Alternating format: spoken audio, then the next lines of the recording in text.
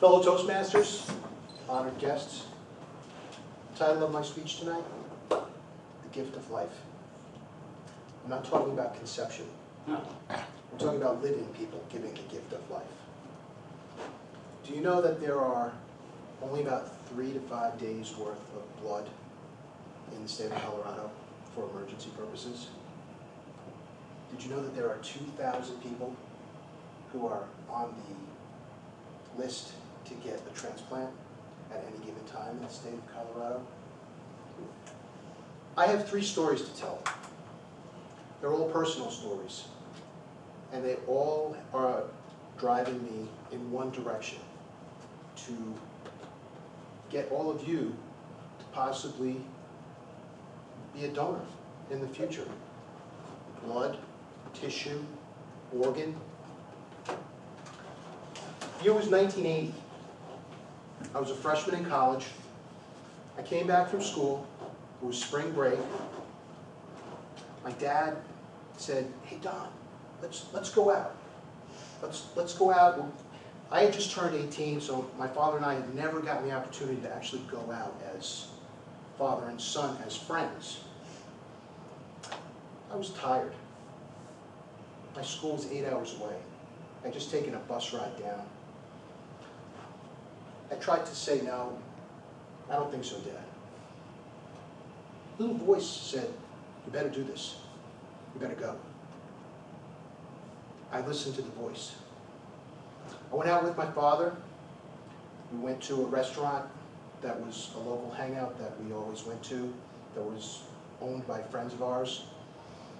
We stayed there. We had a few beers. Of course, it was a German restaurant, so of course you had a few beers. We went to another place. We had some more beers. Then I had brought my mug with me because my father suggested that I do this. And we went to the American Legion Hall where they had 25-cent drafts. And needless to say, we had a few drafts at the Legion Hall. We went home.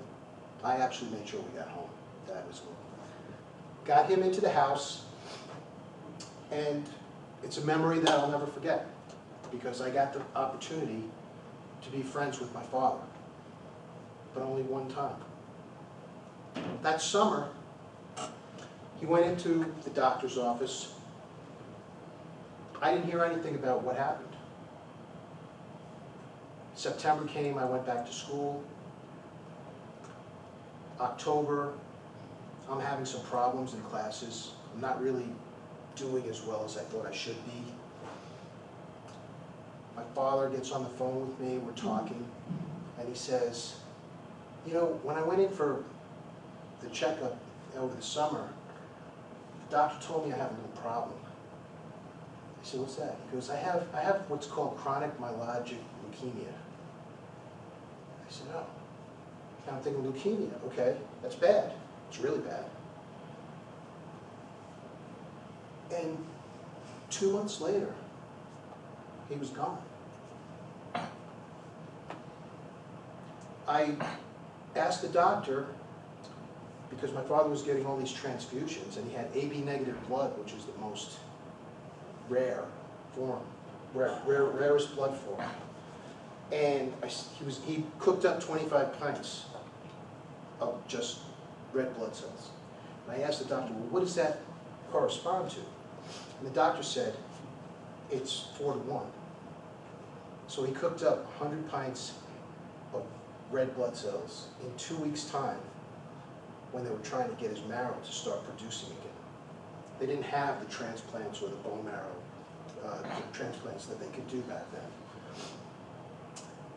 The fact that he passed away is actually a godsend, because if you think about the story of Arthur Ashe, who had a heart attack and got transfusions about the same time my father did, and then ended up dying from AIDS, it would have been terrible. So it was actually merciful that that's what happened to my dad. Since that time, when I was in college, after I went back to school, I gave blood every 56 days.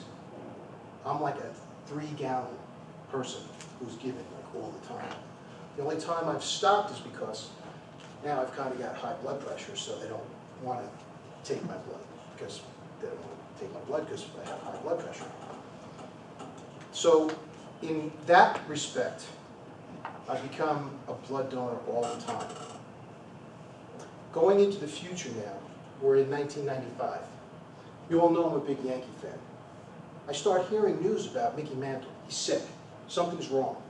He has a liver transplant. I'm like, wow, what's going on with this? Then everybody's talking about the fact that he got special treatment because he was an icon. Okay? 2 months later, he dies from liver cancer.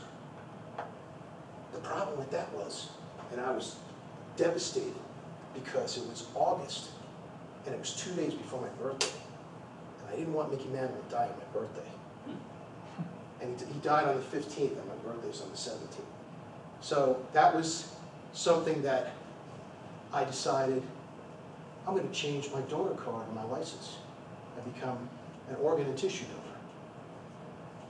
And that had a profound influence on me that I was going to help people.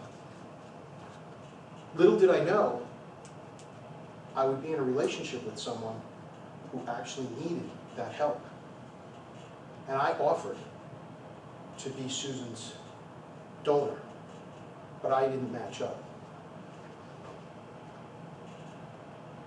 Going through this illness or watching someone you love go through an illness and not being able to help them, or knowing that there are people that could help them and you have to wait, is the most painful part of watching someone go through this. I'll never forget everything that we went through in the 4 years that we fought her disease, her liver disease. I wish she would have gotten the transplant, but I am going to be in the forefront of helping other people get tissue and organ donations as much as possible. And this Saturday, I'm going to be doing the donor dash down in Washington Park in her memory, to remember that other people need help, and I'm still here so I can help them.